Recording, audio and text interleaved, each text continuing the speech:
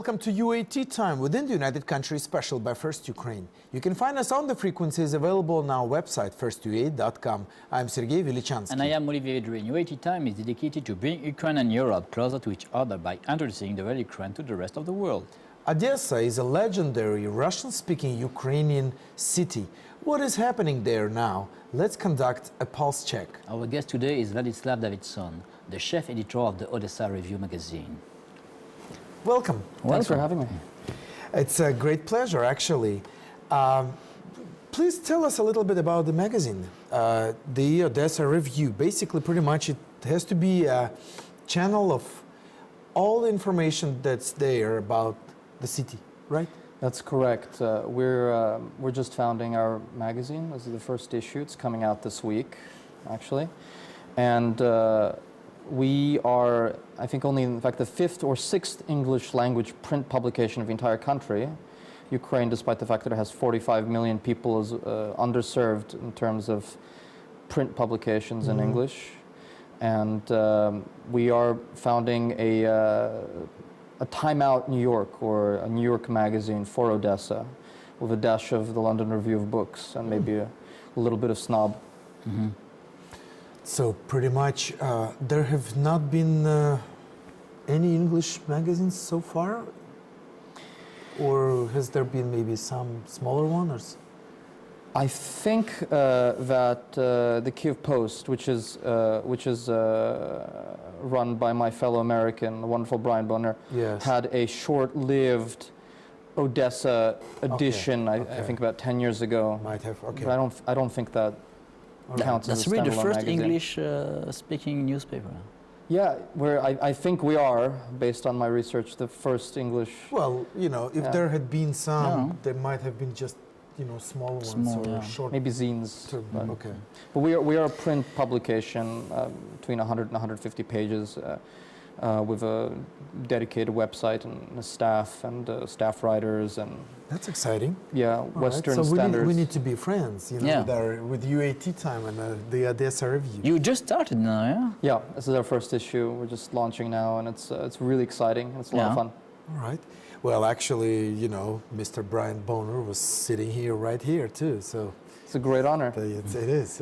All right. And my partner, you told me my partner, Peter Dickinson, yes. So who is our editor at large and helped me found the magazine and did a lot of the heavy lifting. Has been here with you a couple of times, right? A couple of times. Yeah, he's one of our first fan and supporter. Yeah. Well, would you please give us a little bit of your background, because you're pretty much one of those people that can say you're citizen of the world? A world person, you know? I guess, yeah. So, being born in Tashkent, Uzbekistan, and then how did you end up in Odessa doing what you do? Well, my family is on my father's side from Ukraine. They were Ukrainian Jews who fled the Nazis to Central Asia. And on my mother's side, they're from Georgia and Belarus. But my family lived in Ukraine for hundreds and maybe 1,000 years. And I was born in Uzbekistan at the tail end of the Soviet Union. And we left for Moscow. I was a little boy, and I spent my childhood in Moscow. And then in the early 90s, right before the collapse of the Soviet Union, we immigrated to the States. All right. Political refugees, and I grew up in America, in New York City. I'm a 10,000% a New Yorker. And then I went to school in Europe. I have a master's degree in human rights law from Venice. And then I met my wife, who's an Odessan in Paris, and we came back here to build a new nation. I think, like Olivier, a lot of other people. What are the odds? We are citizens of the world, you know. Yes, as my friend Vladislav, I spent my childhood in USA. I say to you in Canada and in USA, North Scotia and South Carolina. Should I say anything about myself? You can. No.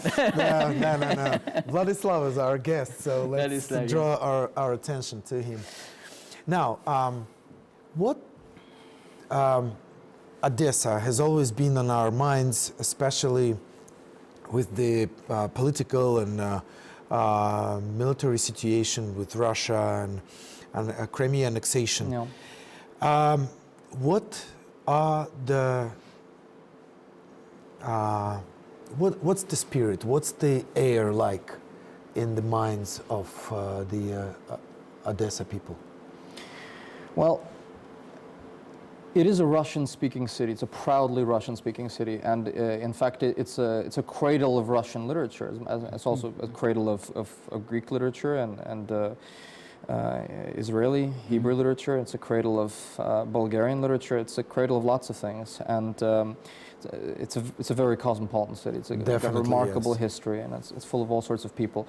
In fact, a certain idea of Ukraine as a multinational, pan-European. I have a question.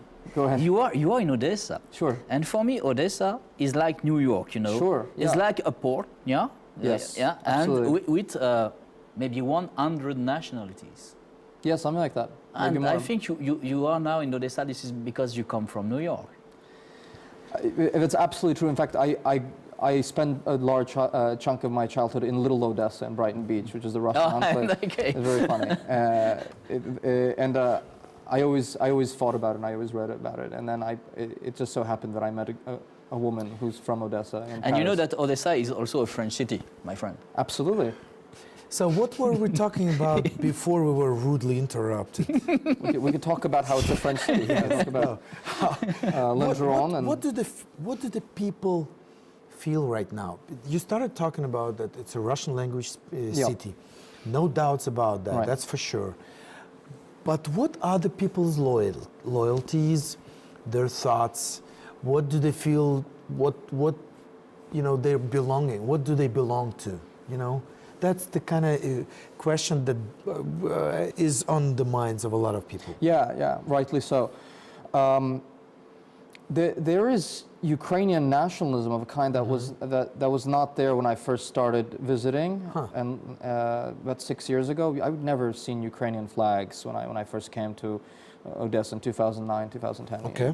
There were no Ukrainian flags, there were no Ukrainian nationalists. There were no people who were wearing Vyshyvanka Day. There were, I think, in 2010, we were just wandering around the beachfront during the Vyshyvanka Day, and there must have been a couple of hundred people there. Yeah. And this year at Vyshyvanka Day, something like a couple of thousand people, so a factor of 10.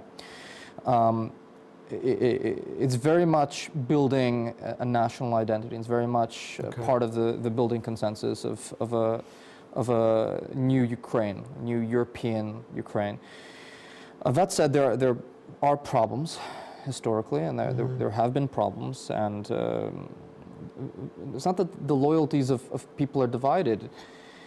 It's just that Odessans are pleasure-loving, hedonistic, mercantile. I mean, Odessa is about business, it's about drinking, it's about beautiful girls, and it's about partying, and it's about making money, and it's about dash.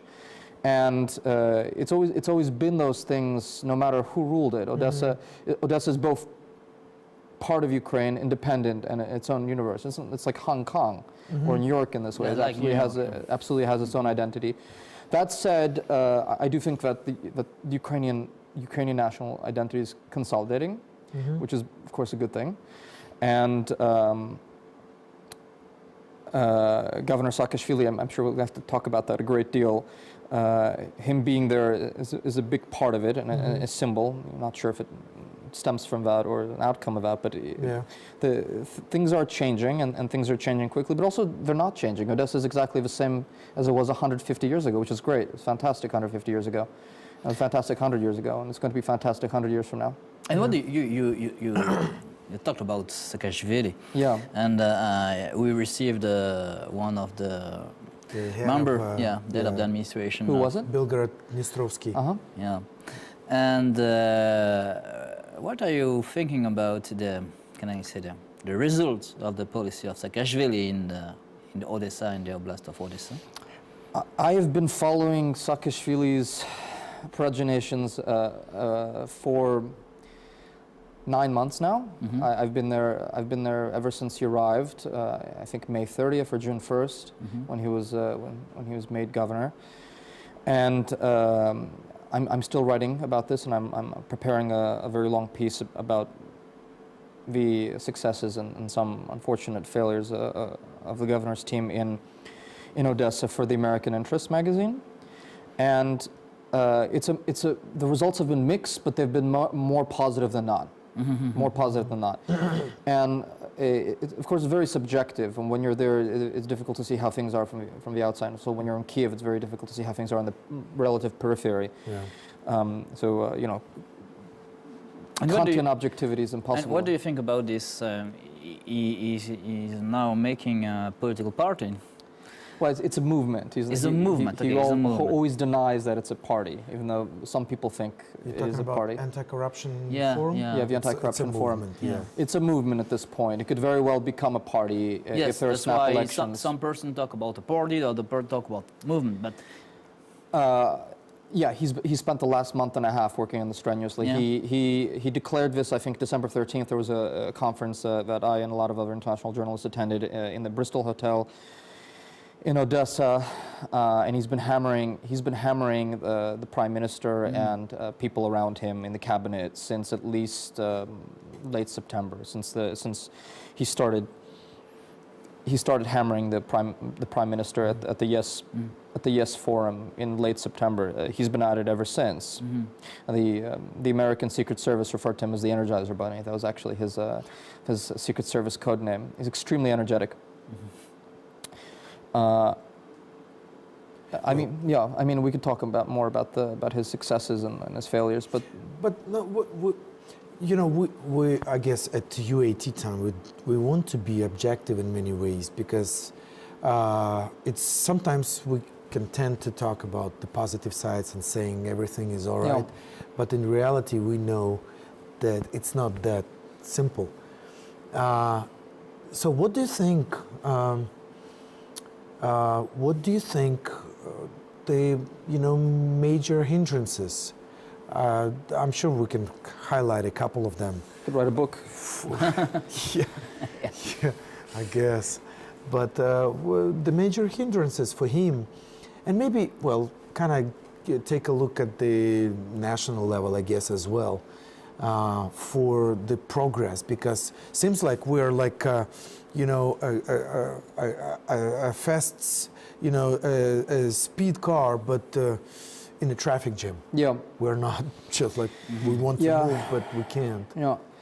Well, look, he was given a hero's welcome when he came in May and June, and the atmosphere of extreme excitement that overtook Odessa, that was a very good thing, and that's still there to a certain extent. Though the honeymoon is largely over, and some people are dissatisfied, as they would be with any politician after 9 months. There were elections which were contested on October 25th, and Odessa. I was with the international monitors. Odessa had one of the filthiest elections in the entire country, and we saw wide-scale irregularities in voting and counting and in ballot stuffing. I think that Saakashvili's people are correct that between 3% and 6% of the vote was stolen outright. So Saakashvili's candidate did not reach the second round of the election, Borovik. He did not reach the second round, and that was because of widespread irregularities which came from the allegedly mob-backed candidate, allegedly. And this is something that I'm going to write about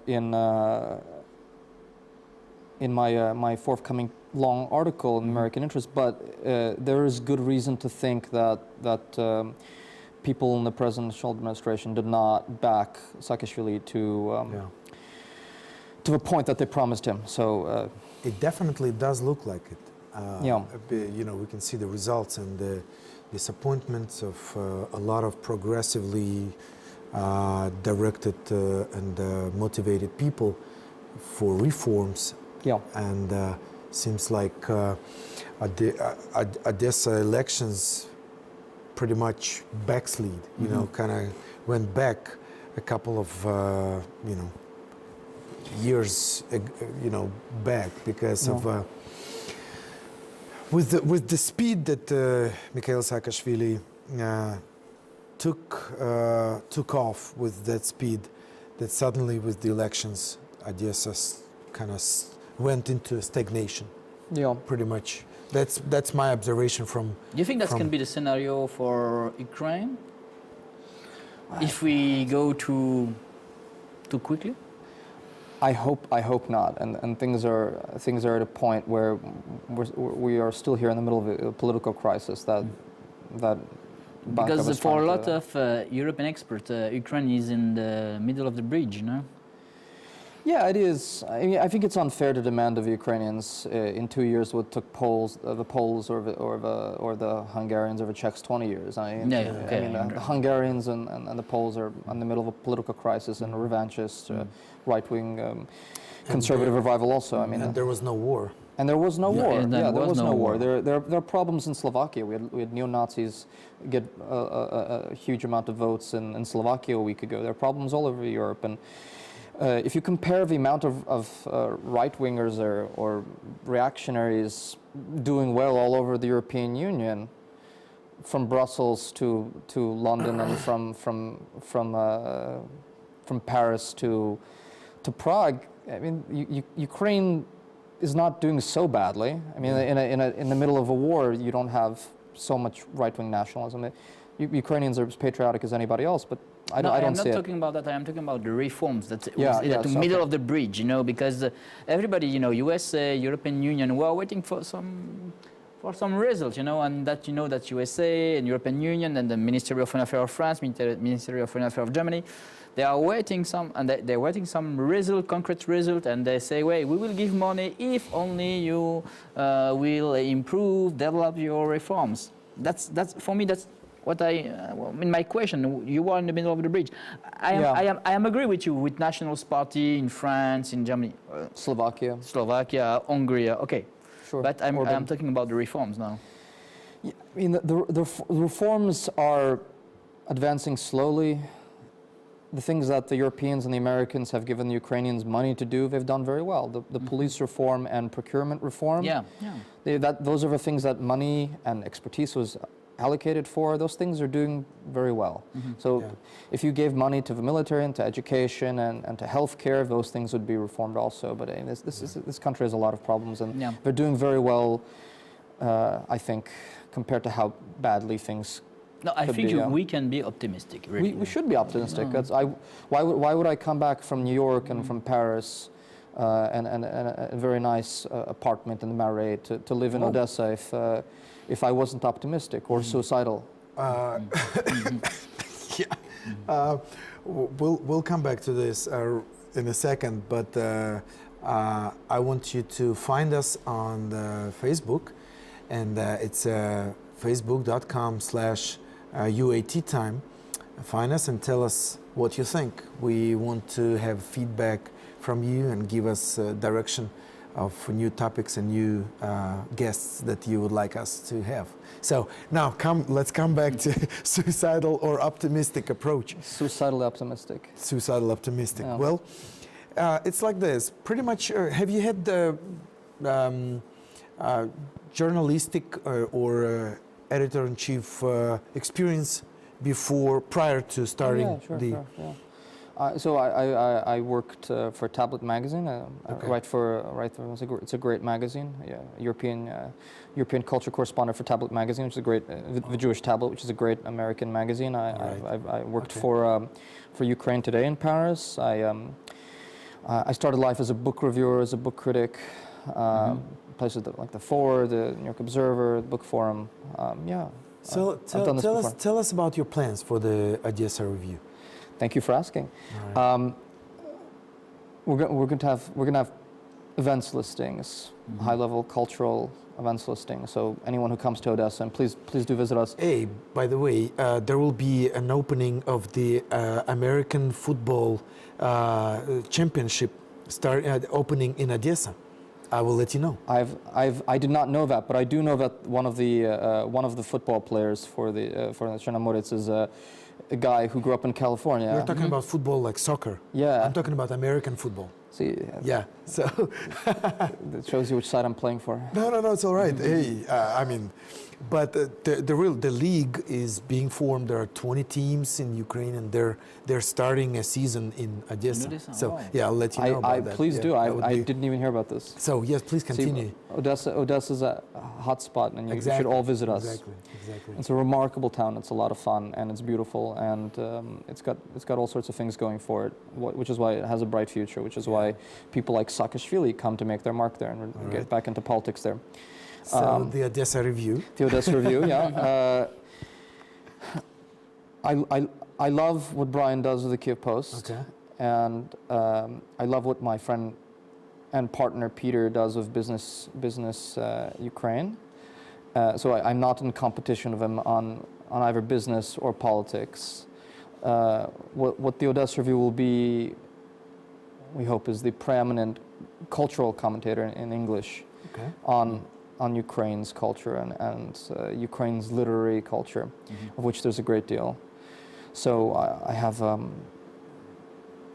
great many international writers, many of them who are remarkable, like Simon Sebek Montefiore, who comes to Odessa all the time and writes books about it, who's one of the most famous historians in the world, and for no money and for no prestige, perhaps, because he doesn't know he doesn't know that the magazine is going to be what I hope it will be, what it will be, decides to write an article for us just because he loves Odessa.